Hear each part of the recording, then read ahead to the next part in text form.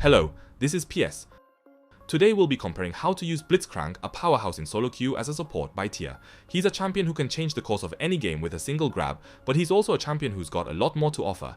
But you can play Blitzcrank with more detail, and there is more to him than just his grab success rate. Let's take a look at what makes the difference between tiers. Before we get into the gameplay, let's take a quick look at how Blitz uses Everfrost. We've already seen the Everfrost build become a mainstay in Tiers Master and above, and as the data of Everfrost Blitz has always stood out each patch, it's important to know how to utilize this item. First up is early laning in HighELO. By default, users in HighELO don't use Relic Shield in the first wave. The reason for this is that if you clear the wave too quickly, even if you succeed in clearing the wave, your opponent will also have time to clear their wave before the next wave arrives. Then the point of pushing the wave first is lost. In the second wave, where you can hit level 2 first, you've already used up your support items and can't push the wave. Also, if you clear the first wave too quickly, the line itself will form close to the opponent's tower, which could end up with a lane composition that doesn't have a good grab angle. So, when the second wave arrives, quickly take out one melee minion. At this point, the opposing support doesn't have Targons, so the moment you take one melee minion, you can hit level 2 first. So even if you haven't hit level 2, you can still apply grab pressure by moving forward first, and push the opponent towards their turret to prevent them from pushing the wave. Even if the grab fails, Blitz has already taken one melee minion first, so he can fall back while hitting level 2. And this forward movement allows you to stall your opponent's level up timing a bit longer, and take the initiative away from them. Meanwhile, this Emerald tier player uses up a Relic Shield in the first wave, Emerald tier making the mistake of missing the opportunity to push the second wave. Especially when the second wave arrives, he runs up front and tries a grab, only to see it fail. If you use up your grabs like that, you're not going to make it to level 2. You're not going to get the benefit at level 2, as your Q is still on cooldown, and you could actually lose the initiative. If you look at the situation a bit longer, you'll see that Tristana's quick push and Targon's being used up leads to hitting level 2 first, but his grab cooldown is still 7 seconds away, so you're not getting the benefit. If he used E here and made a grab combo, he could have gotten at least a spell out or even a kill. In the first place, placing yourself in a situation where the opponent can counter easily and throwing out grabs randomly is kind of taking your chances without anything up your sleeve. Also, given the matchup where the enemy support didn't have Targons and he was able to push first, saving the grab and playmaking at a clear level 2 advantage could have produced a much better result. For supports, the early game level 1-2 composition is very important. So let's take a look at another replay from a HighELO player to go into further explanations. Looking at this player's level 1 play, it looks like the last one similarly. He doesn't use Relic Shield at level 1. Instead, he's got Oracle Lens and is controlling the center bush at level 1. They've both arrived at the lane at almost the same time. If Thresh places a ward, it's to ensure that he can get vision while using his lens. If Thresh had placed a ward beforehand, he'd be at an angle to land an auto on Blitz. So assuming there's no wards, he saves his lens and applies pressure from inside the bush. Naturally, the enemy bot duo is forced to move passively, staying behind the minions.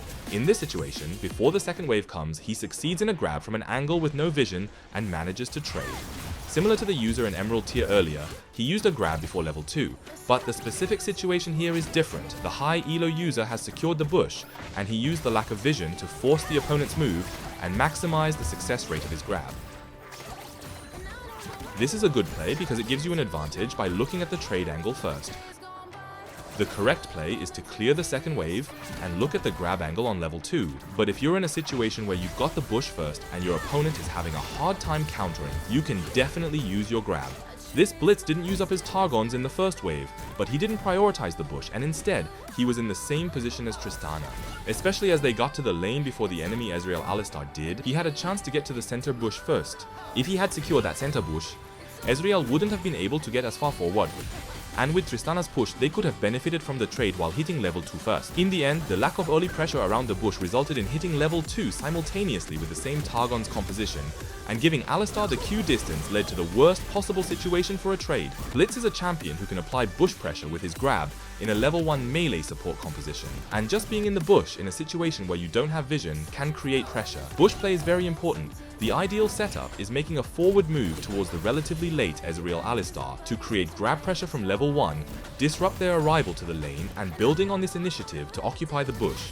It was a shame to see him miss out on a lot of points to gain. These level 1.2 Targon's compositions and plays that put pressure after hitting level 2 first doesn't apply just to Blitz, but it's a classic play that applies to most grab-centered melee supports, so it will be helpful to check it out. Next up, we'll go over how to use Blitzcrank's skills appropriately. Even if you play Blitz all the time, it's still hard to succeed in a grab on someone who can run away. HighELO, especially against someone like Ezreal who's mobile. That's why it's always a good idea to get into the habit of alt grab after level 6. It's a really basic combo, but it's really tricky to counter, especially if you have fast move speed to close the distance. Even if Ezreal has used Arcane Shift before Blitz uses his ult, you can follow up with a grab so you can create a setup that's unfavorable to your opponent. Let's get back to the Blitzcrank in Emerald tier. As soon as you see the enemy support in the mid lane, he runs straight for the kill angle on Ezreal. Once he's closed the distance, he uses his E skill so that Ezreal uses Arcane Shift and he attempts a grab. The play itself is made up of a very clever skill distribution, but Ezreal's Arcane Shift is applied even if you hit him with E, like now.